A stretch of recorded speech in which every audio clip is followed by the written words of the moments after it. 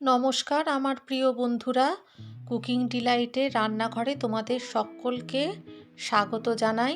আশা করি তোমরা সকলে ভালো আছো। শীতকালে তো সকলেই বাড়িতে পাটিসাপটা তৈরি করেছো, আমিও করেছিলাম আমার মতো করে, সেটাই আজকে তোমাদের সাথে শেয়ার করছি।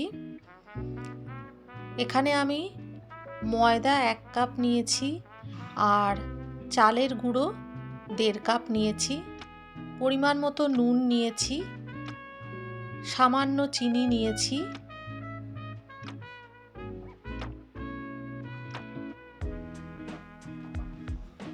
জল দিয়ে এবারে আমি গুলে নেব, একটা ব্যাটার তৈরি করব।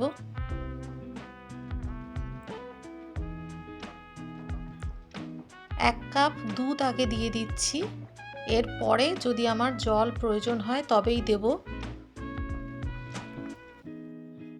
প্রয়োজন না হলে জল দেওয়ার দরকার নেই।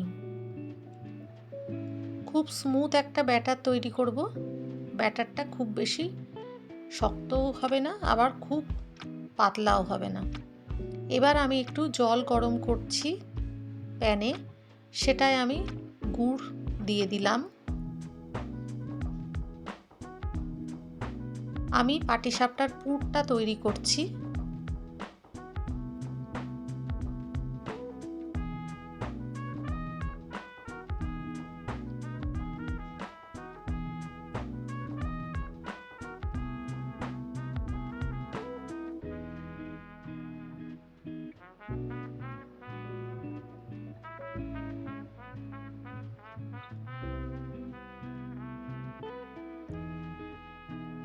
একটা নারকেল কুড়িয়ে নিয়েছিলাম, সেই নারকেল কোড়ানোটা আমি দিয়ে দিচ্ছি গুড়ের মধ্যে।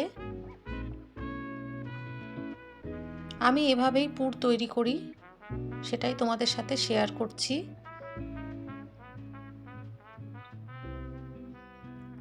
অনবরত নাড়াতে হবে। আমি এখানে সামান্য একটু ময়দা দিলাম,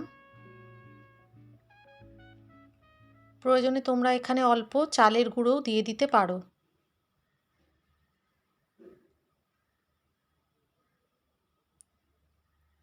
আমি এখানে গুঁড়ো দুধ দিয়েছি, যেটা বাজারে গুঁড়ো দুধের প্যাকেট পাওয়া যায়, সেই গুঁড়ো দুধ দিয়েছি।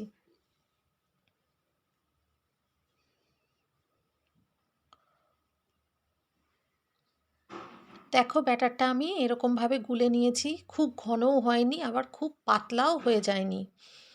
আমি একটা ব্রাশ নিয়ে নিয়েছি, ঘি নিয়েছি। পুরটা দেখো আমার রেডি হয়ে গেছে।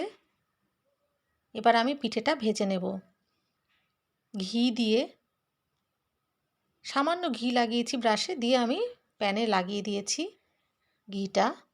এবার আমি ব্যাটারটা দিচ্ছি, আস্তে আস্তে করে প্যানটা এভাবে নাড়িয়ে দিচ্ছি, ব্যাটারটা যাতে পুরো ছড়িয়ে যায়।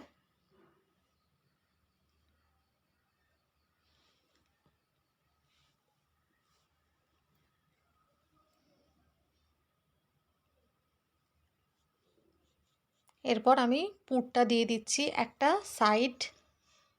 সাইডের দিক থেকে পুরটা দিচ্ছি। তোমরা নারকেলের পুরের বদলে খোয়া ক্ষীর ব্যবহার করতে পারো, কেউ কেউ আবার গুড়ের সন্দেশ পুর হিসাবে ব্যবহার করে, সেটাও খেতে খুব ভালো লাগে। যে যেরকমভাবে করো সেরকমভাবেই করতে পারো পুরটা। আস্তে আস্তে করে আমি পিঠেটা তুলছি, এটা খুব সাবধানে করতে হবে।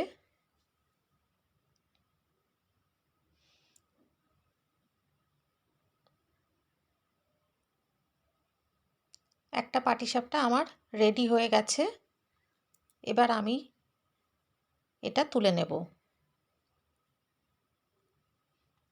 দ্বিতীয়টাও করলাম, এই পিঠেটাও আমি তুলে নিচ্ছি।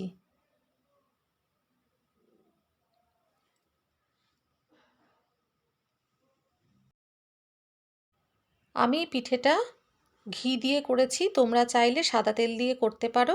আশা করি রেসিপিটা তোমাদের ভালো লাগলো। এরকম আরও রেসিপি পেতে তোমরা আমার চ্যানেলটাকে সাবস্ক্রাইব করে নিতে পারো।